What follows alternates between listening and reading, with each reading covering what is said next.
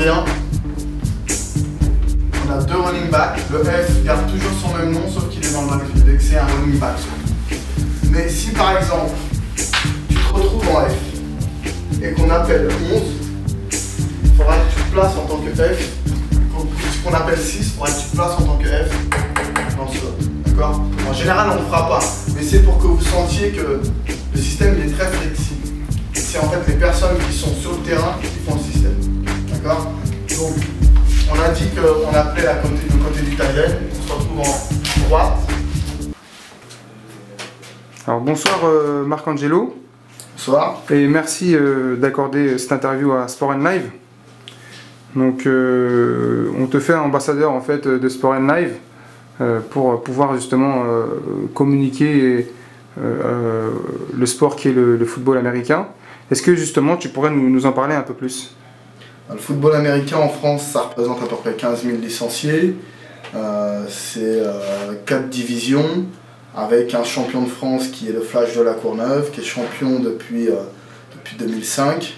Et vous êtes ici dans les locaux de la Courneuve, le club champion de France, et qui a atteint l'année dernière la finale de la Coupe d'Europe. Est-ce que tu pourrais nous parler justement des règles et du moins de la discipline? Alors, les règles du football américain sont assez simples. C'est un jeu de gagne-terrain, un peu à l'instar du rugby, avec pour but d'atteindre la zone d'embut qui se trouve à chaque extrémité du terrain. Pour cela, on a 4 tentatives pour gagner une distance de 10 yards, qui représente à peu près 10 mètres. Et à chaque fois qu'on réussit à remplir ce contrat de 4 tentatives, on a un autre contrat. Ce qui fait que au fur et à mesure, on peut avancer jusqu'à arriver dans la zone d'embut adverse. Et ce mode de fonctionnement fait qu'il y a 2 unités dans une équipe. Il y a l'attaque qui est chargée de faire avancer la balle quand l'équipe a la balle, et il y a la défense qui est chargée d'arrêter l'attaque adverse quand c'est l'équipe adverse qui a la balle.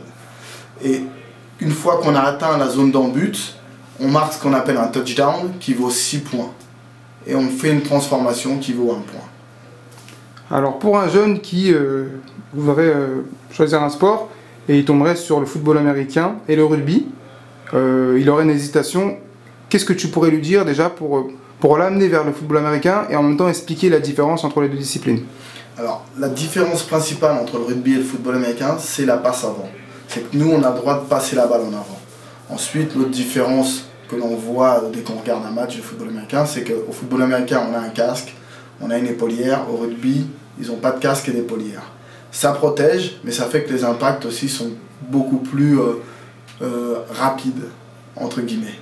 L'autre différence principale entre le rugby et le football américain, c'est l'aspect tactique du football américain. La plupart du temps, on pense que le football américain est un jeu de brut. Non, c'est d'abord un jeu d'échecs. D'échecs entre 2 coachs et d'échecs entre 11 joueurs qui s'affrontent avec 11 autres joueurs qui ont une tactique bien définie. Et une fois que la balle est dans les mains des joueurs, là, c'est toute l'improvisation qui peut jouer. Alors, le club auquel tu évolues, donc le Flash à la Courneuve, est aujourd'hui le meilleur club de France. Est-ce que tu pourrais nous parler de ce club-là? Alors, le Flash de la Courneuve a été créé environ il y a 30 ans. C'est un club de football américain qui s'est créé à la Courneuve et la mairie de la Courneuve nous a beaucoup aidés.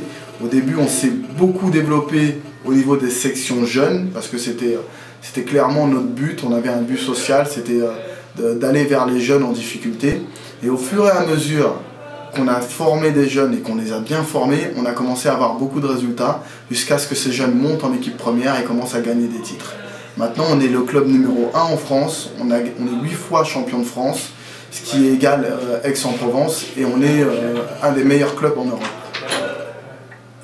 Est-ce que tu pourrais également nous parler de ton parcours sportif? Alors moi j'ai un parcours très atypique parce que j'ai commencé le football américain à 18 ans. J'ai évolué dans les équipes ici jusqu'à me faire remarquer par une équipe américaine qui m'a fait venir aux États-Unis, et ensuite je suis passé pro aux États-Unis, j'ai joué en NFL Europe et j'ai joué en NFL. Ensuite je suis revenu bien sûr à la maison, c'est-à-dire à la Courneuve, et maintenant je coach et j'évolue avec mes joueurs.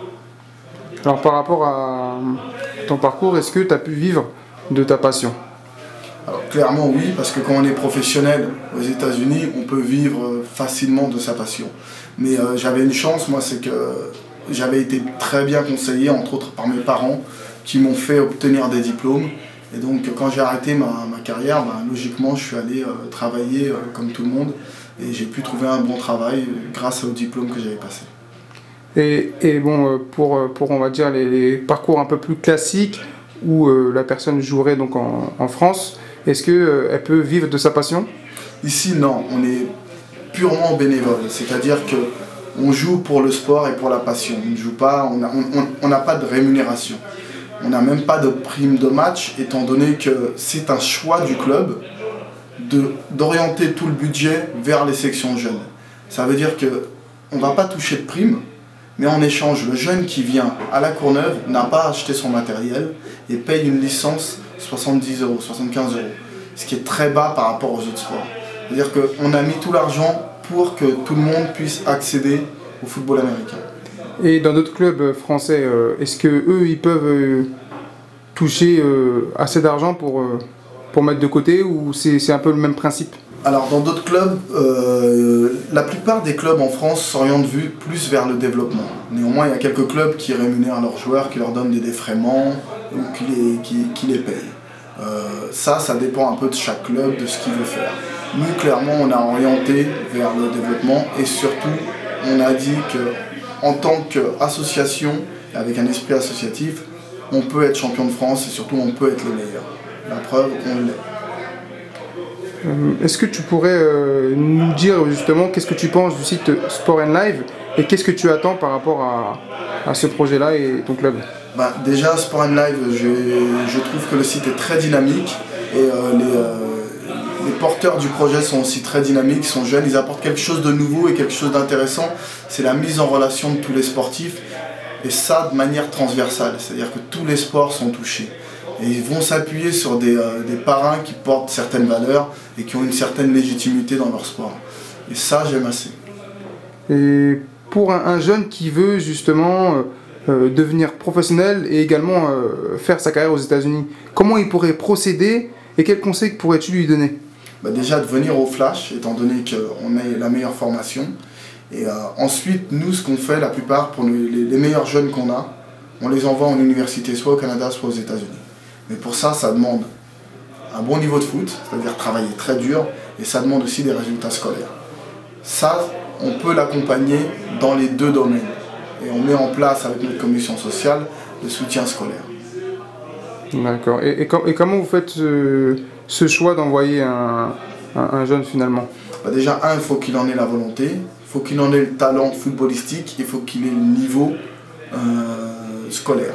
Une fois qu'il a manifesté ces trois qualités, n'importe quel jeune est candidat. Donc ça veut dire que vous avez des contacts avec le Canada et les États-Unis pour envoyer des jeunes? Exact. D'accord. Donc je comprends alors le fait que tu peux dire que le jeune doit aller à La Courneuve, au Flash, pour évoluer au plus haut niveau. C'est certain. Donc voilà, Sport & Live t'a fait parrain en venant te voir et pour représenter le football américain. Merci. Et d'autant plus que tu as été la deuxième personne à jouer à l'étranger, donc aux États-Unis, le fief du football américain. Donc est-ce que tu souhaiterais passer un message à tous les internautes qui vont regarder cette interview? Continuez dans votre passion, la passion mène à tout. Vaut mieux se concentrer sur la passion de votre sport. Et si vous voulez devenir pro, c'est ça qui vous fera devenir pro. Pas la course à l'argent. Merci et à bientôt. À bientôt. Alors, Sport & Live.